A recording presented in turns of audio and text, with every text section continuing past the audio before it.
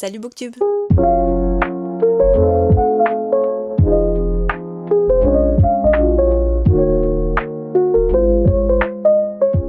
J'espère que vous allez tous très bien, moi ça va parce qu'aujourd'hui c'est un grand jour.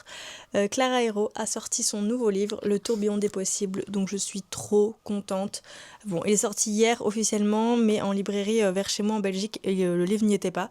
Ils allaient même pas le recevoir, donc j'étais un petit peu déçue, mais j'ai pas eu d'autre choix que de le commander, du coup pour le recevoir aujourd'hui. J'avais aucun moyen de l'avoir avant. Donc je suis trop contente parce que ce livre je l'attends vraiment depuis très longtemps, enfin depuis qu'il a été annoncé en tout cas quelques mois, et en tout cas j'attendais vraiment un nouveau livre de sa part. Clara Hero, j'adore cette autrice, vraiment je l'adore, je trouve que ses livres sont soit des coups de cœur pour moi, soit de très très bonnes lectures. Elle a une façon d'écrire je trouve qui est assez différente des autres, c'est vraiment des lectures où tu as l'impression d'être dans l'histoire, c'est écrit d'une manière différente, à chaque fois ça se passe en France, avec des protagonistes qui ont chacun une particularité, enfin en fait je sais pas, ouais, je trouve qu'on arrive vraiment à se mettre à la place des personnages, ou en tout cas avoir cette sensation d'être avec eux, et vraiment j'adore à chaque fois les sujets qu'elle amène, les lieux où c'est, etc. Enfin j'aime trop, c'est des trucs un petit peu moins, c'est pas New York, c'est pas Paris, vous voyez, c'est vraiment des petites villes, mais pourtant genre j'aime trop. C'est aussi ce petit côté-là qui fait que c'est trop attachant. Bref, je l'ai reçu. Je suis trop contente. Vraiment, faut voir comment j'attendais ça, mais avec impatience.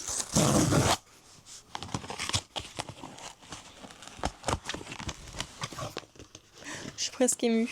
Je l'ai encore jamais vu en vrai en plus. Je l'adore. Je suis si contente. À chaque fois, c'est des livres. Je trouve que les formats, à chaque fois, ils sont hyper grands. Mais j'aime trop la texture et tout. Enfin, à chaque fois, c'est un petit peu. Je sais pas comment expliquer. C'est une bimatière un peu. J'aime trop. C'est chez Hachette Roman. J'adore aussi. Enfin, je trouve qu'ils font un taf de fou à chaque fois, eux. J'attendais tellement ça avec impatience. Du coup, aujourd'hui, on va le lire ensemble. Je peux pas attendre. En fait, je l'ai reçu aujourd'hui. Je suis obligée de le commencer, de vous faire un petit reading vlog. Donc. Écoutez, on va lire ça ensemble et je vous prendrai à chaque fois au fur et à mesure de ma lecture. Il est trop beau. Attendez, je vous montre de plus près. Il est vraiment, mais vraiment trop beau. Je sais pas comment expliquer, mais vous voyez, il y a un peu une bimatière. Enfin, c'est incroyable. Je l'adore. J'aime trop les livres comme ça, un peu, vous savez, souples.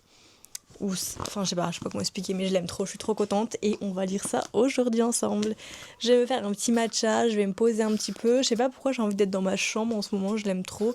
Je l'ai un peu pimpé. Je sais pas si vous allez voir. Ça, c'est mon petit coin table de nuit qui est très très chargé, mais j'adore. Il y a pas mal de livres aussi, mais c'est des livres ésotériques. Et des livres aussi de mode et des livres de musique. J'ai aussi toute ma collection d'oracles et de tarot, donc ça fait une pile entière. Mais du coup, ouais, j'ai mis tous les livres qui vont pas forcément, qui sont pas des romans d'histoire. C'est vraiment des livres que je veux garder, mais qui n'ont rien à voir avec mes livres là-bas. Et en plus, j'aurais plus de place si je les mets, donc voilà. J'ai mis mon beau puzzle que j'ai fait il y a quelques jours. Je l'aime trop, je suis trop contente. Et le puzzle que mon meilleur ami m'a offert, c'est un puzzle de Matou pour mon anniversaire. J'aime tellement ce petit coin, je trouve que c'est vraiment genre totalement moi. Donc on a le puzzle de Matou, c'est peut-être à Prèves, des Pèse Hello Kitty que mon copain m'a acheté il y a pas longtemps, un sac Jellycat parce que j'adore la DA, il y a toutes mes brats, mon petit doudou que j'ai eu à ma naissance, c'est vraiment des seuls trucs que j'ai de mon enfance on va dire. La collab Perrier avec Murakami, ma petite bougie de Marrakech, ça c'est un petit tableau que j'ai fait avec ma petite sœur de cœur dans le sud, mon moodboard pour cette année, ma petite lumière que j'ai revoulu m'acheter que j'avais quand j'étais petite, mes piles de livres, ma petite table de nuit c'est une cartelle, là ça vient de la boutique de ma petite sœur de cœur dans le sud, elle vendait des bougies, ça sent terriblement bon, c'est une dinguerie, c'est la pomme d'amour mais vraiment ça sent encore hyper fort. Ça c'est le père de mon meilleur ami qui m'a offert cette petite rose éternelle que j'adore, ça j'avais acheté dans le sud aussi, petite déco, mon petit vase Santiago, et ça c'est pareil une boutique, ça c'est une bougie d'une boutique que j'adore dans le sud, le boudoir de Suzanne.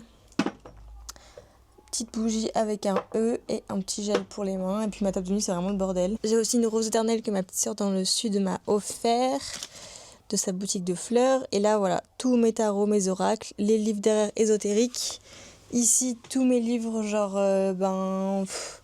de réalisateurs, de mode, de musique, de pas mal de choses. Et derrière, c'est quoi ? Ah oui, et là, derrière, je vais pas vous montrer, mais c'est toute ma collection de livres de signes astrologiques. C'était une collection un peu ancienne que j'avais trouvée sur le bon coin d'une nana adorable. Et du coup, j'ai tout gardé parce que eux, je peux vraiment pas m'en séparer. Je les aime trop. C'est une collection qui est assez importante pour moi et en plus qui a de la valeur. Donc, Je les mets là pour l'instant parce que ça me prend énormément de place aussi, mais chaque livre est sur un signe astrologique et je trouve que le contenu est trop intéressant. Mais du coup voilà pour mon petit coin, je l'adore.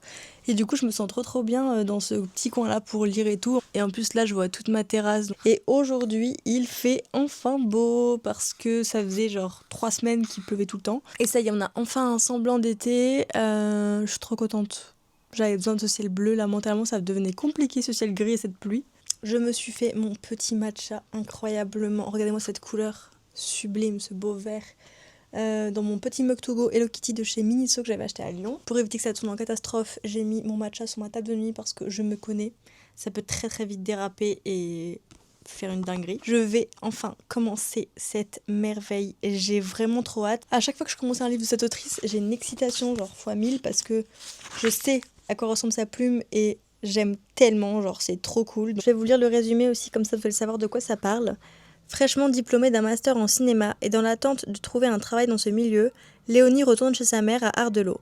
Loin de ses amis, de ses repères et du sentiment de liberté qu'elle chérissait quand elle vivait à Paris, pour elle, c'est un retour amer à la case départ, même s'il n'est que temporaire. Lorsqu'elle recroise Samuel, avec qui elle a partagé une histoire d'amour l'été de leurs 18 ans, elle voit une occasion de se distraire de cette période morose.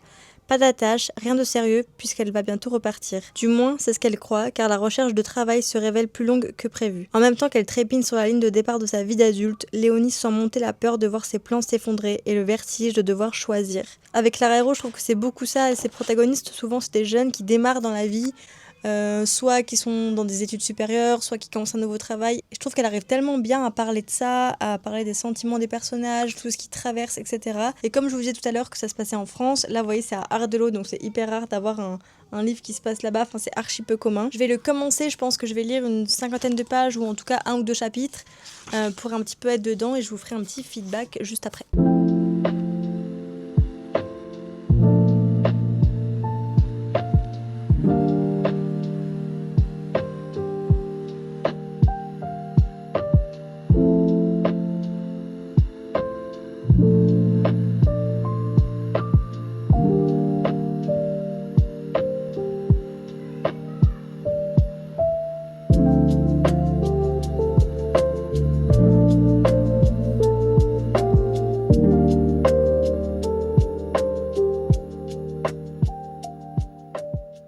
Je viens de terminer le chapitre 1, du coup je vous fais un petit update. Je retrouve avec bonheur la plume de Clara Héros, vraiment j'adore comment elle construit son histoire, comment ses livres débutent, même les personnages, etc. Donc là on est sur une Léonie qui arrive à Ardelot, donc la ville où elle a grandi. Elle quitte Paris pour la saison, enfin le temps de trouver un travail quoi, mais on sent qu'elle est perdue, on sent qu'elle est triste de quitter sa vie à Paris et en même temps elle est dans l'inconnu. Donc là, on est vraiment sur une nana, donc après 5 ans d'études, qui cherche un travail, mais qui est complètement perdue parce qu'elle ne sait pas où elle va. Quand tu as un truc bien précis en tête et que tout ne se passe pas comme prévu, bah ton monde s'écroule, entre guillemets. Et là, c'est un peu le cas, on sent qu'elle est mi-triste, mi-contente, et qu'en même temps, Paris, c'est sa vie et son futur, et Cardelot, c'est vraiment son passé. À la gare, elle est déjà tombée sur une ancienne connaissance, du coup, de son passé qu'elle n'avait pas forcément envie de revoir. Enfin, rien de grave, mais juste... voilà son passé. On sent qu'elle est vraiment pas à sa place, enfin, qu'elle est vraiment pas là où elle a envie d'être, mais que malheureusement, elle n'a pas le choix. J'ai vraiment trop hâte de voir encore plus la construction de son personnage, sa personnalité, etc. Et surtout, j'espère que ça ira pour elle. Là, je pense que je vais enchaîner un petit peu quand même jusqu'à 150 pages. Le livre fait 400 pages, donc je pense que là, je vais en lire au moins jusqu'à 150-200 pour dire d'arriver à la moitié. Je ferai une petite pause et on fera un petit update. J'ai pas envie de le manger non plus, enfin, j'ai envie quand même de prendre mon temps parce que j'ai envie d'apprécier vraiment ma lecture, donc je vais pas non plus... je dis ça, mais je pense que si, je vais le dévorer aujourd'hui ou demain, mais je vais quand même essayer de prendre mon temps, d'apprécier vraiment ma lecture. Même si là, je filme une vidéo, j'ai pas envie de me mettre la pression, j'ai quand même quelques jours devant moi, donc ouais, je pense que je vais aller jusqu'à la page 200, mais on va arriver à... Enfin, je vais essayer d'arriver à la fin d'un chapitre, comme ça je suis pas trop perdue. Je vais lire jusqu'au chapitre 13, comme ça c'est plus ou moins la moitié, enfin non un petit peu moins de la moitié, mais comme ça je peux quand même apprécier, donc c'est parti. J'ai trop hâte de découvrir tous les personnages qu'il va y avoir, parce qu'à chaque fois il y a des bandes de potes trop cool et tout, donc trop curieuse. En tout cas déjà j'adore le début.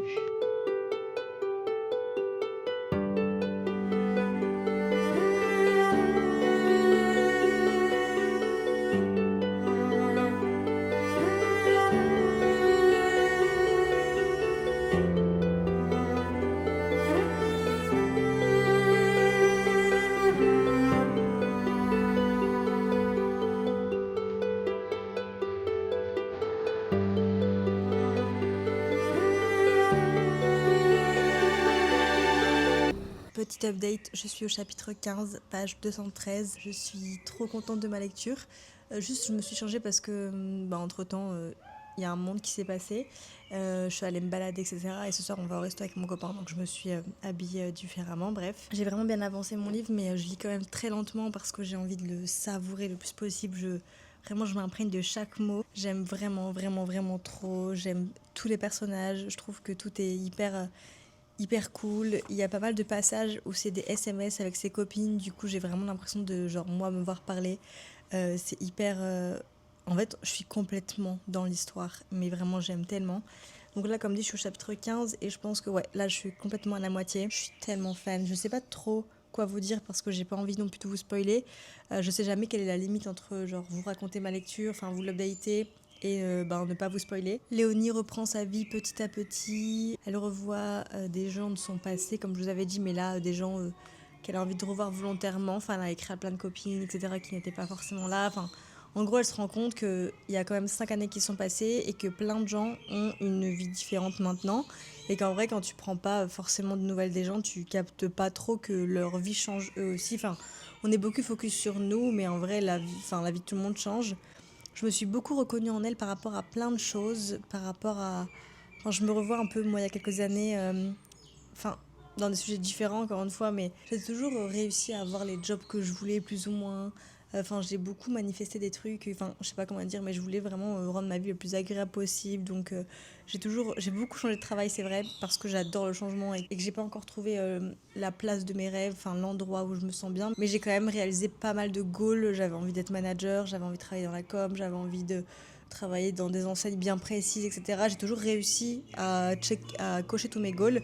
Là, en dernier temps, c'était être libraire. J'ai quand même coché cette petite case, même si pour moi, l'expérience n'est pas encore faite parce que je veux encore être libraire. C'est vraiment le taf de mes rêves, mais il faut que je trouve l'endroit où je vais me sentir bien. Mais c'est pour dire que le rapport à notre travail, moi, ça a toujours été un sujet dans ma vie. Mais du coup, là, de lire tout ça, c'est hyper cool parce qu'en fait, Léonie, elle sort de ses études de cinéma. Et elle veut trouver du coup un travail, mais elle s'inquiète, elle sait pas trop où est-ce qu'elle va aller, etc. Sauf qu'au fur et à mesure de l'histoire, il y a pas mal d'opportunités qui arrivent. Et c'est aussi souvent ça, genre t'as beau être ambitieuse, mais il faut aussi suivre les opportunités que tu as. Et en fait, ouais, non, je trouve ça cool, ça me replonge un petit peu moi dans mon mindset. En ce moment, je fais tellement une pause dans ma vie professionnelle. Ça me fait vraiment du bien parce que depuis 18 ans, genre, j'ai enchaîné.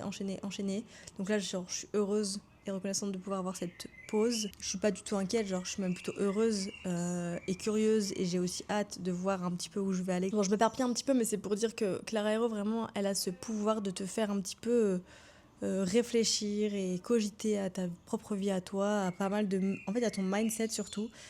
Tous les doutes qu'on peut avoir, tous les questionnements. C'est vraiment ça à chaque fois qui est bien mis en avant et c'est trop cool. On est en fait dans la peau d'une nana dans la vingtaine qui se pose pas mal de questions, que ce soit niveau relation amoureuse ou alors pour le professionnel. J'ai retenu pas mal de passages, de phrases qui m'ont touchée, qui m'ont marqué. J'en ai marqué pas mal dans mon téléphone, dans mes notes. On sent que le numéro 1 dans la vie de Léonie, c'est vraiment le taf et ensuite l'amitié et ensuite l'amour. Donc je me reconnais beaucoup en elle parce que moi ce classement a beaucoup évolué. Avant c'était pareil, c'était...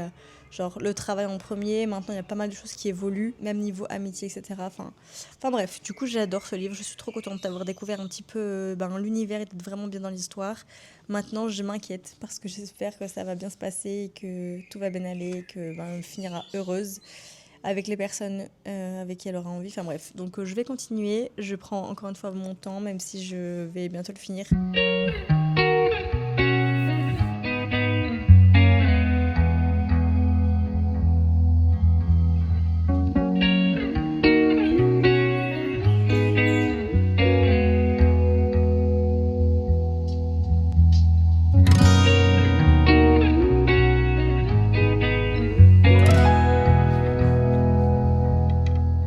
Je vous reprends maintenant, on est le lendemain de ce que vous venez de voir. J'ai terminé le tourbillon des possibles.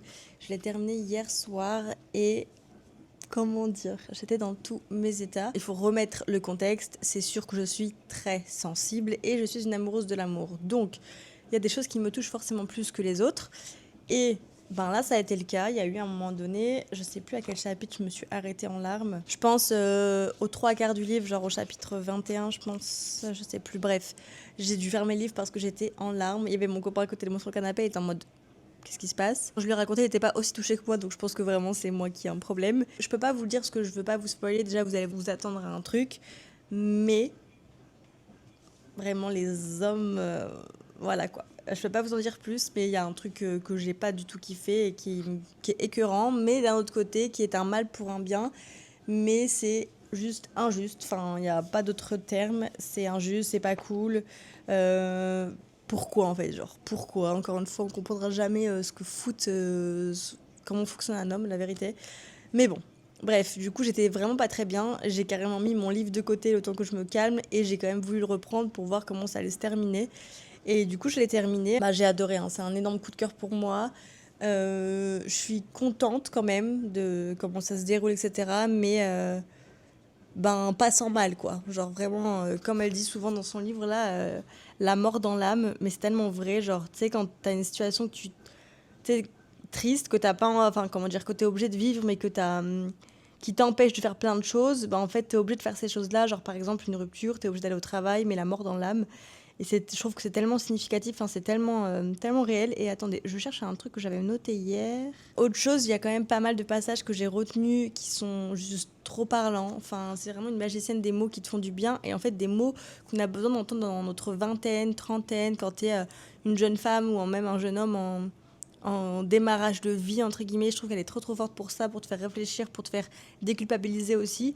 Comme je vous disais dans les rushs d'avant, elle parle beaucoup de situations professionnelles là-dedans. Et il y a un truc que j'ai relevé qui m'a énormément marqué, c'est qu'elle a dit « On n'est jamais coincé à un endroit, on décide d'y rester et sinon on peut toujours en partir ». Et ça, c'est tellement ma philosophie de vie quand je vois des gens qui sont bloqués à un endroit depuis X années alors que rien ne leur empêche de partir.